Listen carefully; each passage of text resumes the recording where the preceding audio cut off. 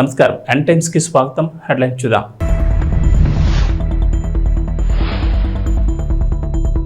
Tea with deputy CM సరికొత్త కార్యక్రమానికి శ్రీకారం చుట్టిన పవన్ కళ్యాణ్.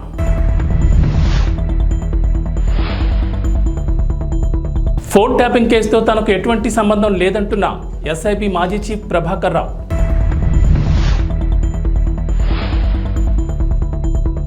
రాజ్ తరుణ్ లావణ్య కేసులో సంచలన విషయాలు వెల్లడించిన advocate Kalyan Dilip Sunkara.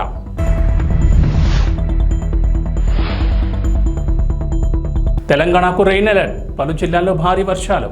Andhra Pradesh deputy CM Pawan Kalyan సరికొత్త కార్యక్రమానికి శ్రీకారం చుట్టారు. ఆంధ్రప్రదేశ్లో ఉన్న జూలను అంతర్జాతీయ స్థాయి ప్రమాణాలతో అభివృద్ధి చేయాలనే ఉద్దేశంతో సరికొత్తగా టీ విత్ డిప్యూటీ సీఎం కార్యక్రమం నిర్వహించారు. జూలను అభివృద్ధి చేయడంలో కార్పొరేట్ సంస్థలను సైతం భాగస్వామ్యం చేసేందుకు చర్చలు జరిపారు. కార్పొరేట్ సంస్థలను ఆకర్షించేందుకు టీ విత్ డిప్యూటీ సీఎం అనే వినూత్న కార్యక్రమాన్ని తీసుకొచ్చారు. జూ పార్కులను అంతర్జాతీయ ప్రమాణాలతో అభివృద్ధి చేయాలని zoo park authority of Andhra Pradesh 14వ గవర్నింగ్ బాడీ సమావేశంలో అటవీ శాఖ అధికారులకు సూచించారు.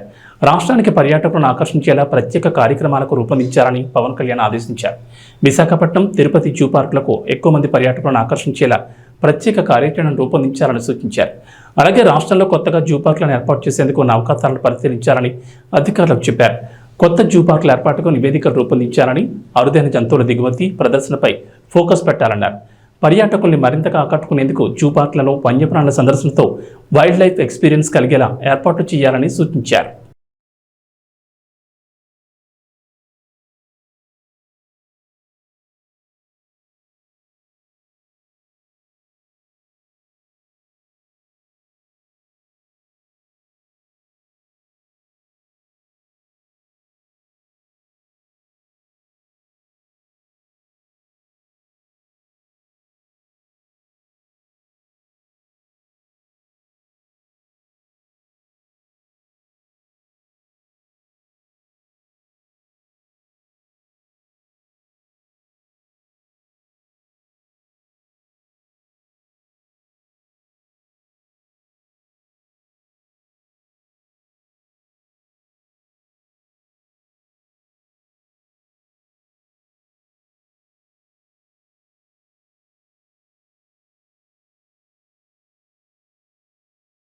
ఆంధ్రప్రదేశ్ రాజధాని అమరావతికి కేంద్రం ఇటీవలే గుడ్ న్యూస్ చెప్పింది. అమరావతికి కీలకమైన నేషనల్ హైవే ప్రాజెక్టులు చేపట్టేందుకు కేంద్రం గ్రీన్ సిగ్నల్ ఇచ్చిన సంగతి తెలిసిందే. కానీ తాజాగా ఎన్హెచ్ఏఐ రహదారుల ప్రాధికార సంస్థ తీసుకున్న నిర్ణయం అందుకు విరుద్ధంగా ఉంది. అమరావతి కేంద్రంగా ఇంతకాలం ఉన్న పిఐయును మూసివేయడం ఆందోళన కలిగిస్తోంది. అమరావతిలో ఉన్న పిఐయును విజయవాడ పిఐయులో విలీనం చేస్తూ నిర్ణయం తీసుకున్నారు. గతంలో టీడీపీ ప్రభుత్వం హయాంలో 2014లో రాజధానిగా అమరావతి ఖరారు చేసిన తర్వాత 189 కిలోమీటర్లు ఔటర్ రింగ్ రోడ్డుకు అప్పటి ముఖ్యమంత్రి చంద్రబాబు ప్రతిపాదన చేశారు. కేంద్రం నుంచి ఆమోదం రాగా అలైన్మెంట్ కూడా ఖరారు చేశారు. డిపిఆర్కు సంబంధించి కూడా వేగంగా జరిగేలా అమరావతి కేంద్రంగా ప్రాజెక్ట్ యూనిట్ కార్యాలయాన్ని మంగళగిరిలో ఏర్పాటు చేశారు. ప్రధానంగా అనంతపురం నుంచి అమరావతికి నిర్మించాలనుకున్న access control greenfield expressway డిపిఆర్ల రూపకల్పనను ఈ యూనిట్కి అప్పగించారు. ఈ హైవేకు సంబంధించి ప్రాజెక్ట్ డైరెక్టర్ను కూడా నియమించారు.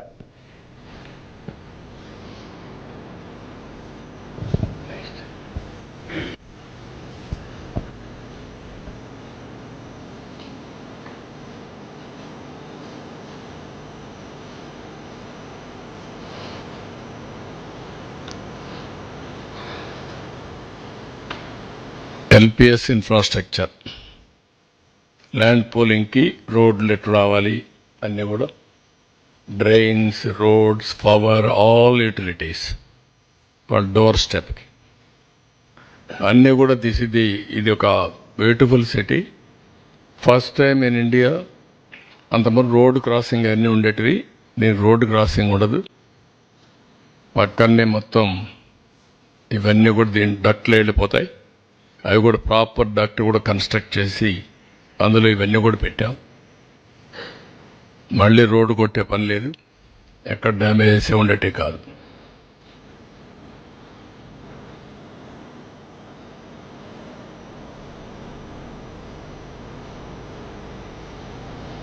ఓకే,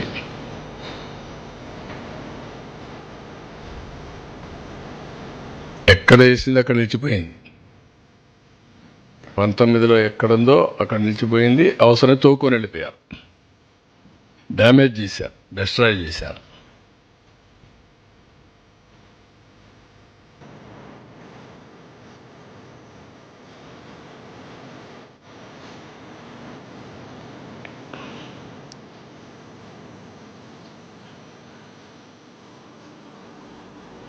ఆంధ్రప్రదేశ్లో కూటమి ప్రభుత్వం ఎన్నికల సమయంలో ఇచ్చిన హామీలను ఒక్కొక్కటిగా అమలు చేస్తోంది. ఇప్పటికే పింఛన్లు పెంచి పంపిణీ చేయగా మెగా డిఎస్సీ కసరత్తు మొదలైంది. అన్నా క్యాంటీన్ల ఏర్పాటు దిశగా అడుగులు పడుతున్నాయి. ల్యాండ్ టైటిలింగ్ యాక్ట్ను రద్దు చేశారు. తాజాగా మరో హామీకి సంబంధించి కీలక నిర్ణయం తీసుకున్నారు. తల్లికి వందనం పథకానికి సంబంధించి కీలక ఆదేశాలు జారీ చేశారు. అలాగే విద్యార్థులకు అందజేసే స్టూడెంట్ కిట్కు సంబంధించి కూడా క్లారిటీ ఇచ్చారు. కొత్త ప్రభుత్వంలో పథకాల పేర్లు మారడంతో ఈ మేరకు పాఠశాల విద్యాశాఖ కార్యదర్శి కోన సిస్టర్ ఉత్తర్వులు జారీ చేశారు. చంద్రబాబు సర్కార్ 1వ తరగతి నుంచి ఇంటర్మీడియట్ వరకు చదివే విద్యార్థులకు అమ్మకు వందనం పేరుతో ఏడాదికి 15,000 ఆర్థిక సహాయం అందించాలని నిర్ణయించింది. అలాగే స్టూడెంట్ కిట్ ఇప్పటికే పంపిణీ చేసిన సంగతి తెలిసిందే. అయితే తల్లికి వందనం, స్టూడెంట్ కిట్ పథకాలకు సంబంధించి తప్పనిసరిగా ఆధార్ కలిగి ఉండాలని ప్రభుత్వం సూచించింది. ఒకవేళ ఎవరికైనా ఆధార్ కార్డు లేకపోతే వెంటనే దరఖాస్తు చేసుకోవాలని ప్రభుత్వం ఉత్తర్వుల్లో సూచించింది. విద్యాశాఖ ద్వారా ఆధార్ నమోదు చేసుకునేందుకు అవకాశం కల్పించాలని సూచించారు. అదే మరిగా అన్ని మోసాలు చేశాడు ఇతను. అమ్మఒడి ఒక బూటకం. ఏం చెప్పాడు ఆ రోజు? అందరికి ఇస్తానన్నాడు. మోసం చేశాడా లేదా? అందరి బిడ్డలకి ఇవ్వడం లేదు కదా. అందుకే నేను ఆలోచించాను, తల్లికి వందనం, తల్లికి వందనం నేనే ప్రారంభించాను. ఆడబిడ్డలు శాశ్వతంగా, మగబిడ్డలు కానీ ఆడబిడ్డలు కానీ బిడ్డలు తల్లులని గౌరవించాలనే ఉద్దేశంతో తల్లికి వందనం తీసుకొచ్చాను. ఈరోజు హామీ ఇస్తున్నాను, తల్లికి వందనం కింద సంవత్సరానికి ప్రతి ఒక్క బిడ్డకి 15,000 రూపాయలు ఇచ్చే బాధ్యత నాది. ఒకరి నిబంధన లేదు. ఇద్దరుంటే ఇద్దరికి ఇస్తా, ముగ్గురుంటే ముగ్గురికి ఇస్తా, నలుగురుంటే నలుగురికి ఇస్తా.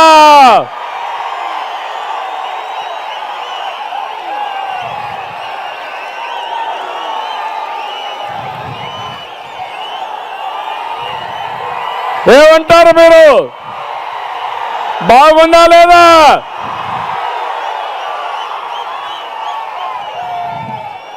ఎందుకంటే దీంట్లో 2 లాభాలు కూడా ఉన్నాయి. ఆంధ్రప్రదేశ్లో ఒకప్పుడు నేనే కుటుంబ నియంత్రణ తీసుకొచ్చా. జనాభా తగ్గిపోతా ఉంది. మళ్ళా యువత రావాలి, పిల్లలు కూడా పుట్టాలి. అందుకే ఎంతమంది పిల్లలున్నా అందరికి తల్లికి వందనం కింద 15,000 ఇచ్చి మిమ్మల్ని ప్రోత్సహించే బాధ్యత,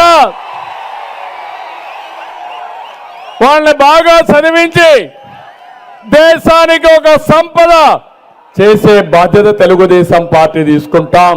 ఫోన్ ట్యాపింగ్ కేసు తెలంగాణలో సంచలనం సృష్టించిన సంగతి తెలిసిందే. గత ప్రభుత్వ హయాంలో అనధికారికంగా స్పెషల్ ఇంటెలిజెన్స్ బ్యూరో అధికారులు, ప్రతిపక్ష పార్టీల నేతలు, పలువురు వ్యాపారులు, కీలక వ్యక్తుల ఫోన్లు ట్యాంపరింగ్ చేశారనే ఆరోపణలున్నాయి. ఈ కేసులో ఇప్పటికే పలువురు పోలీసు ఉన్నతాధికారులు, మాజీ అధికారులు అరెస్ట్ అయి చెంచల్గూడ జైల్లో రిమాండ్ ఖైదీలుగా ఉన్నారు. ఇక ఫోన్ ట్యాపింగ్ వ్యవహారంలో ఎస్ఐబి మాజీ చీఫ్ ప్రభాకర్ రావు ప్రధానంగా ఆరోపణలు ఎదుర్కొంటున్నారు. కాంగ్రెస్ అధికారంలోకి రాగానే ఆయన దేశం వదిలి అమెరికాకు వెళ్లిపోయారు. కేసులో ఆయనే ప్రధాన నిందితుడిగా తీవ్ర ఆరోపణలు ఎదుర్కొంటున్నారు. ఈ నేపథ్యంలో ఆయన అమెరికా నుంచి పోలీసులకు రాసిన లేఖ ఆలస్యంగా వెలుగులోకి వచ్చింది. జూన్ 23న ప్రభాకర్ రావు జూబ్లీహిల్స్ పోలీసులకు లేఖ రాశారు. ఫోన్ ట్యాపింగ్ కేసుతో తనకు ఎటువంటి సంబంధం లేదని ఆ లేఖలో వెల్లడించారు. జూన్ 26న తాను ఇండియాకు తిరిగి రావాల్సిందని, ఆరోగ్యం బాగోలేక యుఎస్లోనే ఉండిపోవాల్సి వచ్చిందన్నారు. తాను క్యాన్సర్, గుండె సంబంధిత వ్యాధులతో బాధపడుతున్నానని, అమెరికా డాక్టర్ల సూచనతో అక్కడే చికిత్స పొందుతున్నట్లు వెల్లడించారు. హైదరాబాద్ మహానగరంగా వేగంగా విస్తరిస్తోంది. అదే సమయంలో నగరవాసులు తీవ్ర ట్రాఫిక్ సమస్యలు ఎదుర్కొంటున్నారు. రద్దీగా ఉండే రోడ్లతో వాహనదారులు ఇబ్బందులు పడుతున్నారు. ట్రాఫిక్ రద్దీని నియంత్రించేందుకు ప్రభుత్వం ఇప్పటికే నగరంలోని పలు ప్రాంతాల్లో ఫ్లైఓవర్లు, అండర్ పాస్లు నిర్మించింది. మరికొన్ని ప్రాంతాల్లోనూ కొత్తగా ఫ్లైఓవర్ల నిర్మాణానికి సిద్ధమైంది. ఇక నగరవాసులకు సుఖవంతమైన, వేగవంతమైన ప్రయాణాన్ని అందించేందుకు నగర మూలల వరకు మెట్రో విస్తరించాలని ప్రభుత్వం ప్లాన్ చేస్తోంది. ప్రస్తుతం ఎల్బీ నగర్, మియాపూర్, నాగోల్, ఎల్బీ నగర్ కారిడార్లలో మెట్రో సేవలను అందిస్తుండగా నగర శివారు ప్రాంతాలైన హయత్ నగర్, శంషాబాద్, బిహెచ్ఎల్, పటాన్చెరు వంటి ప్రాంతాలకు సైతం మెట్రోను విస్తరించేందుకు ప్లాన్ చేస్తున్నారు. ఈ నేపథ్యంలో బుధవారం బేగంపేటలోని మెట్రో రైల్ భవనంలో Hyderabad metro rail MD NVS Reddy, ఇతర ఇంజనీర్ల బృందం, డిపిఆర్ కన్సల్టెన్సీ ఇంజనీరింగ్ నిపుణులతో ఎన్హెచ్ అధికారులు భేటీ అయ్యారు.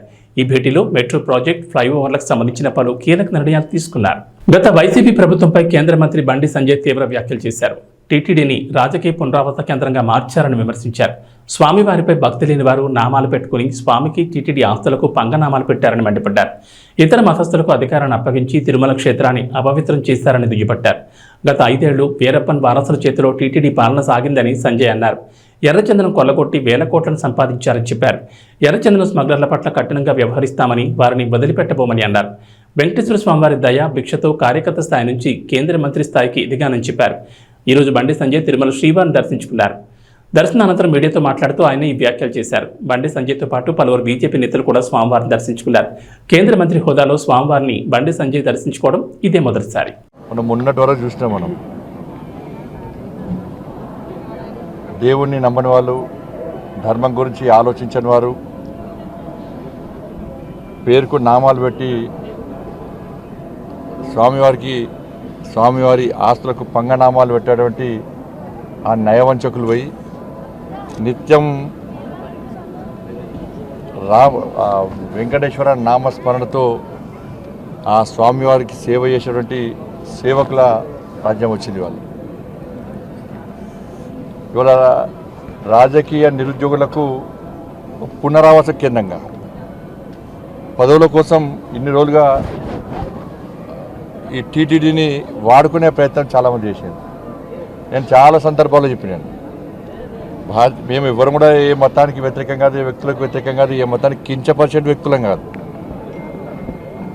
కానీ హిందూ ధర్మానికి వ్యతిరేకంగా హిందువుల ఆరాధ్య దైవంగా భావించినటువంటి ఈ పవిత్రమైన ప్రాంతాన్ని అపవిత్రం చేయడానికి, వారి ఆస్తిపాస్తులు పెంచుకోవడానికి, శ్రీవారి ఆస్తులను కొల్లదోయడానికి, ఇతర మతస్థులకు అధికారం అప్పచెప్పడం వలన ఎలాంటి అనర్థాలు జరిగాయో మనందరికీ తెలిసిందే. అందుకే 2 కొండలవాడ గోవింద గోవింద అనే వ్యక్తులు వేరు. ఆ అరాచక నయవంచక పాలన పీడ విరగడైంది. 7 కొండలవాడ వెంకటరమణ గోవింద గోవింద అనేటువంటి సేవకులు ఎవరు వచ్చారు. వాళ్ళు ఏం చేసారు? వాళ్ళు 2 రోజులుగా స్వామివారికి సేవ చేయడం ముఖ్యం కాదు వాళ్ళకి. నేను నిన్న వచ్చిన సాయంత్రం, నిన్నటి నుంచి వస్తుంటే ఇక్కడ సిబ్బంది కానీ అనేక మంది భక్తులు కానీ ఇక్కడ గత పాలకులు, గత కమిటీ నిర్వాహకులు చేసినటువంటి నిర్వాహకం గురించి చెప్తా ఉన్నారు. అక్రమ దందా, లంగ దందా, లఫంగ దందా, దొంగ దందాలు చేసి వాళ్ళ స్వామివారి ఆస్తిని, జాతీయ సంపదను కొల్లగొట్టే ప్రయత్నం చేశారు. వాళ్ళ ఎర్రచందనం వీళ్ళంతా వీరప్పన్ వారసులు. అంతా కూడా వీరప్పన్ వారసుల చేతిలో మొన్నటి వరకు కూడా టీటీడీ ఉండే. స్వామివారి పవర్ ఎంతో తెలుసు, స్వామివారి శక్తి ఎంతో తెలుసు. సరే 10 సంవత్సరాలు వాళ్ళు ఆడింది ఆట, పాడిందే పాట కావచ్చు. ఇవాళ ఏమైంది పరిస్థితి? స్వామివారి జోలు పోతే ఏమైంది పరిస్థితి? బట్ ఎర్రచందనం పేరుతోని దొంగదందా చేస్తూ వేల కోట్ల రూపాయల స్వామివారి ఆస్తిని, జాతీయ సంపదను దోచుకుంటూ వాళ్ళే ఇవాళ రాజకీయాలను శాసించే స్థాయికి వచ్చారు. రాజకీయ నాయకులను వాళ్ళ గుప్పిట్లో పెట్టుకొని ఎన్నికల్లో గెలవాలన్నా, ఎన్నికల్లో ఖర్చు పెట్టాలన్నా, పార్టీలు నడవాలన్నా, చివరకు ప్రభుత్వాన్ని కూడా అప్పులు ఇచ్చే స్థాయికి వచ్చినంటే ఇంతకన్నా దుర్మార్గం, ఇంత కూడా సిగ్గుచెట్టి కూడా కాదన్న విషయాన్ని మనం గుర్తుంచుకోవాలి. తప్పకుండా దీన్ని వదిలిపెట్టే ప్రసక్తి లేదు. గతంలో విషయంలో చంద్రబాబు నాయుడు గారు మాట్లాడారు, పవన్ కళ్యాణ్ గారు మాట్లాడారు, మా భానుప్రకాష్ గారు, వీళ్ళందరూ కూడా ఈ విషయంలో చాలా సందర్భాల్లో ఫైట్ చేశారు. కానీ వాళ్ళ ఆలోచన ఏంది? ఉన్నన్ని రోజులు ఈ ఎర్రచందనం పేరుతో మొత్తం దోచుకోవాలి, శ్రీవారి సంపదను దోచుకోవాలి, మేము కోటీశ్వరుగా మారాలని చెప్పి ఒక దురాలోచనతో వాళ్ళు ఇన్ని రోజులు ఇక్కడ నిత్యం పాలన కొనసాగించారు. కాబట్టి దాన్ని వదిలిపెట్టే ప్రసక్తి లేదు. పూర్తిగా ఈ విషయాన్ని మా కేంద్ర హోంశాఖ మంత్రులు అమిత్ షా గారు తీసుకొస్తాం. తప్పకుండా దీన్ని నివేదికలు తెప్పించుకుంటాం. ఎర్రచందనం స్మగ్లింగ్ పేరుతోని స్వామివారి సంపదను, జాతీయ సంపదను ఎవరైతే దోచుకున్నారో, అక్రమ దందా చేశారో ఆ మూర్ఖులను వదిలిపెట్టే ప్రసక్తి లేదు. మా మీద ఏ రాజకీయ ఒత్తిడి ఉండదు. రాజకీయ ఒత్తిడికి భయపడేటువంటి వ్యక్తులం కాదు. మేము ప్రజా సంపదను, శ్రీవారి సంపదను, జాతీయ సంపదను కాపాడే వ్యక్తులం. ఇన్ని రోజులు మీరు ఆడింది ఆటపాడు, ఇక్కడి నుంచి జరిగే ప్రసక్తి లేదు. వాళ్ళని వదిలిపెట్టే ప్రసక్తి లేదు. రాచకొండ పోలీస్ కమిషనర్ గా సుధీర్ బాబు నియమితులయ్యారు. బుధవారం ప్రభుత్వం ఉత్తర్వులు జారీ చేసిన వెంటనే ఆయన నేరెడ్మెట్ సిపి ఆఫీసులో బాధ్యతలు స్వీకరించారు. గతంలో రాచకొండ సిపిగా సుధీర్ బాబు అసెంబ్లీ ఎన్నికల టైంలో ఇక్కడి నుంచి బదిలీ అయ్యారు. బుధవారం రాష్ట్ర ప్రభుత్వం చేపట్టిన బదిలీలో భాగంగా తిరిగి రాచకొండకు వచ్చారు. ఇప్పటి వరకు రాచకొండ సిపిగా ఉన్న డాక్టర్ తరుణ్ చూసి ఏసీబీ డైరెక్టర్ గా బదిలీ అయ్యారు.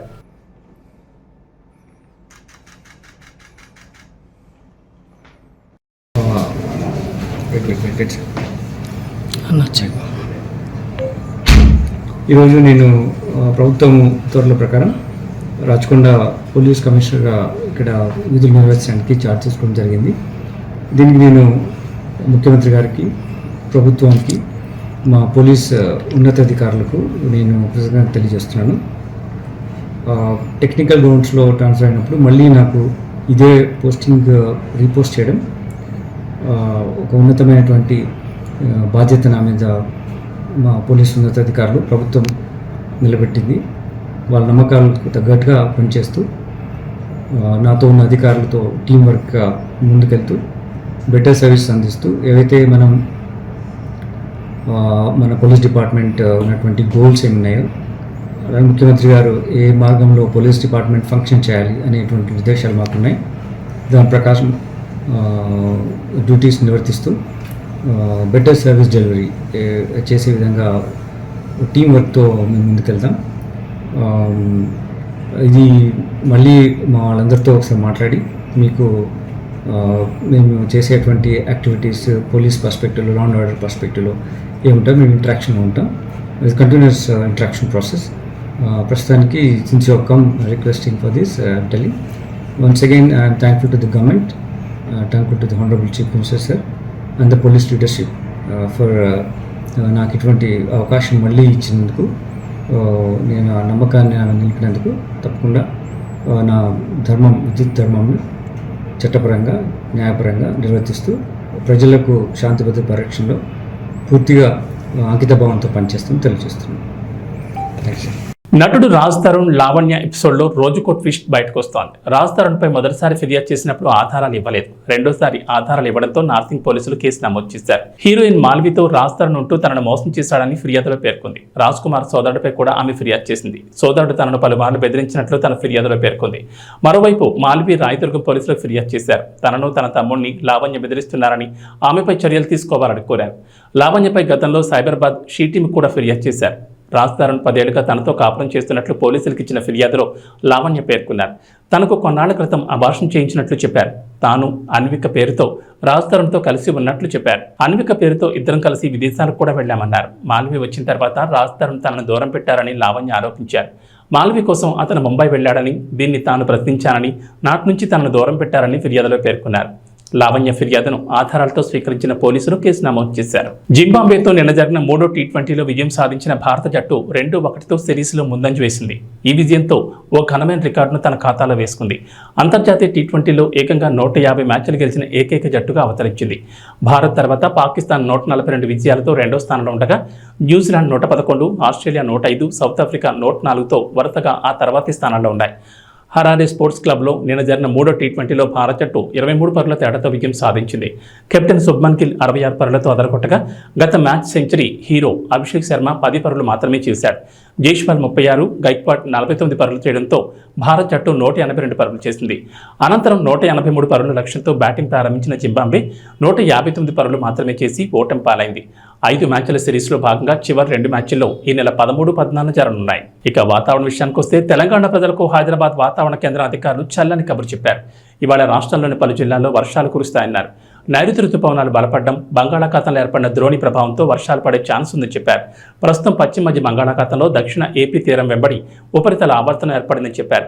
అది సగటు సముద్ర మట్టానికి 3.1 నుంచి 7.6 కిలోమీటర్ల ఎత్తులో ఉన్నట్లు అధికారులు తెలిపారు. దీని ప్రభావంతో నేడు నిర్మల్, నిజామాబాద్, జగిత్యాల, ఆదిలాబాద్, కొమరంభీం, ఆసిఫాబాద్, మంచిర్యాల, జయశంకర్, భూపాలపల్లి, వికారాబాద్, సంగారెడ్డి, మెదక్, కామారెడ్డి, ములుగు, భద్రాద్రి కొత్తగూడెం జిల్లాల్లో భారీ వర్షాలు కురిసే ఛాన్స్ ఉందని చెప్పారు. గంటకు 30 నుంచి 40 కిలోమీటర్ల వేగంతో బలమైన ఈదురుగాలులు వీస్తాయన్నారు. ఈదురుగాలులకు తోడు ఉరుములు, మెరుపులతో కూడిన వర్షం కురిసే అవకాశం ఉందన్నారు. పలు చోట్ల పిడుగులు పడే ఛాన్స్ ఉందని, అప్రమత్తంగా ఉండాలని ప్రజలకు సూచించారు. అవసరమైతేనే బయటకు వెళ్లాలని, పిడుగుపాట్లకు గురయ్యే అవకాశం ఉన్నందున చెట్ల కింద ఉండొద్దని వాతావరణ శాఖ అధికారులు హెచ్చరించారు. ఇవి బులెటిన్ విశేషాలు. నమస్కారం.